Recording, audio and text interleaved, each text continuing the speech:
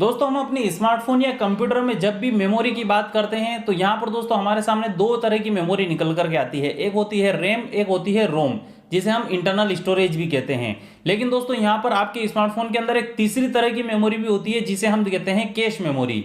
अब cache memory दोस्तों आपके कंप्यूटर के अंदर भी होती है, आपके स्मार्टफोन के अंदर भी होती है, लेकिन दोनों में ये अलग अलग तरीके से काम करती हैं। तो इस वीडियो में मैं आपको कैश मेमोरी के बारे में बताने वाला हूं कि आखिर ये कैश मेमोरी आपके कंप्यूटर या स्मार्टफोन में क्यों होती है, क्या काम करती है और इसकी जरूरत क्या है, और कैसे दोस्तों ये कैश मेमोरी आपके कंप्यूटर या स्मार्टफोन को फास्ट बनाती है। तो वीडियो को शुरू करते हैं। उससे पहले आपने अभी तक चैनल को सब्सक्राइब नहीं किया है तो प्लीज जल्दी से चैनल को सब्सक्राइब कर दीजिए।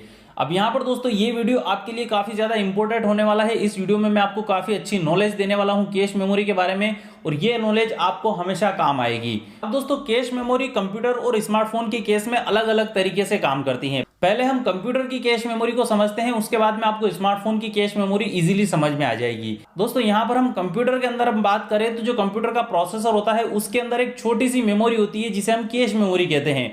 इसका साइज बहुत ही कम होता है, लेस देन 10 MB के आसपास होता है। 4 MB, 6 MB, 8 MB या 10 MB हो सकती है।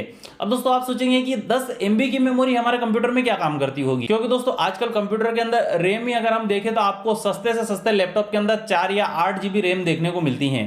तो दोस्तों यहाँ पर कैश मेमोरी, रैम और रोम को समझने के लिए हम एक छोटा सा एग्जांपल लेते हैं ताकि आपको बड़ी ही आसानी से समझ में आ जाए। दोस्तों मान लीजिए कि आप एक एम्प्लॉय हैं और एक ऑफिस में काम करते हैं। उस ऑफिस के अंदर एक स्टोर रूम बना हुआ है। उस ऑफिस के अंदर आपकी एक बड़ी सी डेस्क रखी हुई है और उस डेस्क में आपके हाथ के पास ही एक छोटी सी ड्रॉअर भी है।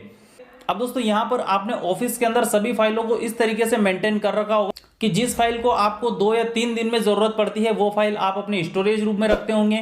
जिन फाइलों को आपको दिन में 1 या 2 बार जरूरत पड़ती होगी उन फाइल को आप अपने टेबल पर रखते होंगे, और जिन चीजों की आपको इंस्टेंटली दिन में बार बार जरूरत पड़ती है उन सभी चीजों को आप अपने हाथ के सबसे पास वाली ड्रॉअर में रखते हैं, ताकि जब भी आपको जरूरत पड़े आप वहां से वो चीज उठाकर अपना काम फिनिश करके और वापस उसको वहीं रख दें।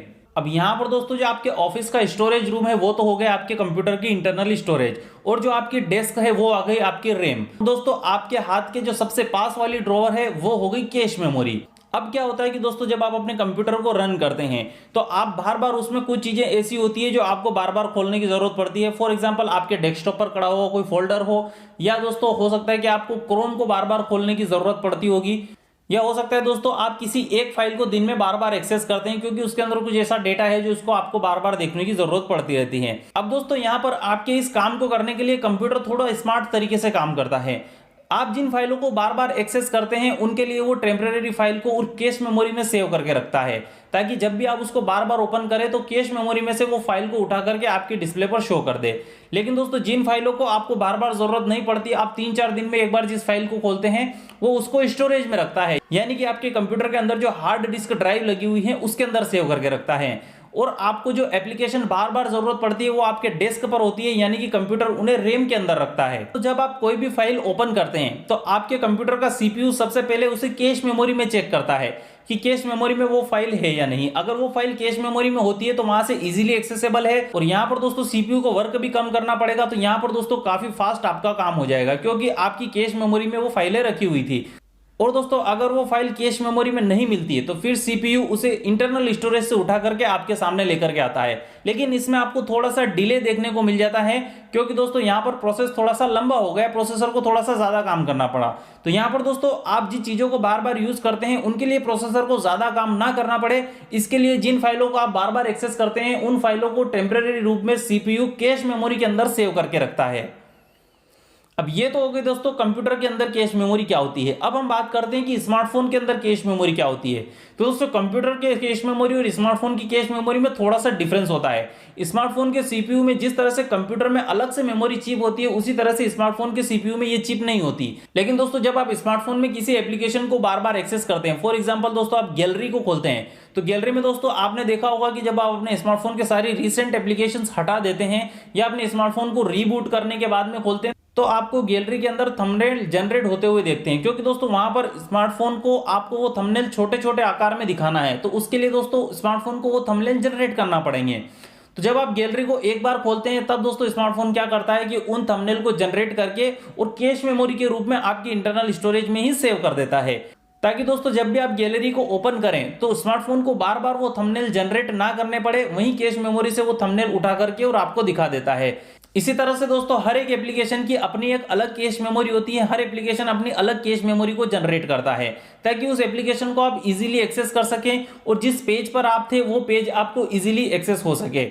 अब यहाँ पर दोस्तों स्मार्टफोन के केस में क्या होता है कि ये मेमोरी जब जितनी एप्लीकेशन को खोलते जाएंगे उतनी ही एप्लीकेशन की कैश मेमोरी उसके अंदर इकट्ठी होती जाती है। जब दोस्तों आप एप्लीकेशन की सेटिंग्स के अंदर जाएंगे तो वहां पर आपको कैश मेमोरी क्लियर करने का एक ऑप्शन दिखाई देता है और वहां पर आप देखते हैं कि कहीं कहीं 100 MB 200 MB की भी कैश मेमोरी वहां पर इकट्ठी हो जाती है। स्पेशली व्हाट्सएप के अंदर जिसे हम बार बार यूज करते हैं वहां पर कैश मेमोरी का यूज ज्यादा होता है।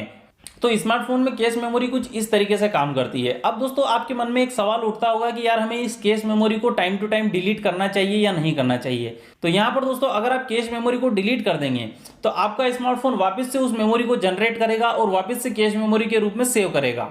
तो यहां पर दोस्तों जब तक आपको अगर ऐसा नहीं लग रहा है कि मेरे फोन के अंदर स्टोरेज कम है तो आपको कैश मेमोरी को डिलीट नहीं करना चाहिए, क्योंकि इससे फालतू में स्मार्टफोन के प्रोसेसर का काम बढ़ता है। उससे दोस्तों यहाँ पर प्रोसेसर को काम ज्यादा करना पड़ेगा तो पावर कंजप्शन भी ज्यादा होगा। तो इसलिए दोस्तों आपको कैश मेमोरी को डिलीट नहीं करना चाहिए। तो उम्मीद है आपको दोस्तों कैश मेमोरी स्मार्टफोन में क्या काम करती है और लैपटॉप में क्या काम करती है ये आपको अच्छे से समझ आ गया होगा। और दोस्तों इस तरह के आप कुछ और वीडियोस देखना चाहते हैं तो वीडियो के कमेंट बॉक्स में मुझे बताइए और वीडियो पसंद आए तो वीडियो को लाइक करिए और चैनल को सब्सक्राइब करिए। मैं मिलता हूं आपसे अगले वीडियो में, तब तक के लिए गुड बाय।